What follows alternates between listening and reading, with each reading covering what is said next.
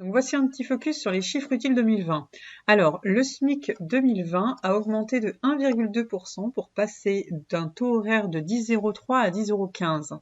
Pour rappel, le calcul officiel, c'est bien 10,15 € multiplié par 151,67 h, ce qui nous donne 1539,45 €. Avant, on faisait 1820 fois 10,15 €, ce qui nous donne 1539,42 €.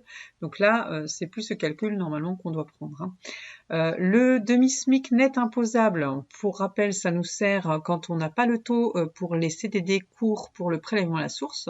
Donc on fait un abattement de 1 demi-SMIC net imposable. Donc le montant est de 631 €. Le plafond de la sécurité sociale a augmenté de 1,5% pour passer de 3 377 € en 2019 à 3 428 € en 2020, ce qui fait un plafond annuel de la sécurité sociale à 41 146 €. Et attention, le plafond horaire de la sécurité sociale est à 26 €.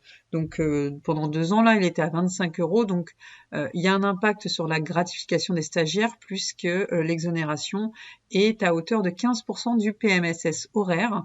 Donc on a les 26 € fois 15%, ça fait 3,90 €. Donc quand on a un stage, le minimum de gratification, c'est 3,90 € selon la durée du stage, évidemment. Ensuite, lien avec la loi Pacte, donc il y a des nouveaux seuils d'effectifs et des nouveaux taux pour le FNAL. Avant, c'était plus ou moins de 20, maintenant c'est plus ou moins de 50 salariés. Donc on a un taux de 0,50 sur la totalité du salaire. Et si on a des salaires des entreprises inférieures à 50, on a 0,10 sur la tranche A. Idem pour la taxe effort construction. Avant, c'était plus ou moins de 20, maintenant, c'est plus ou moins de 50.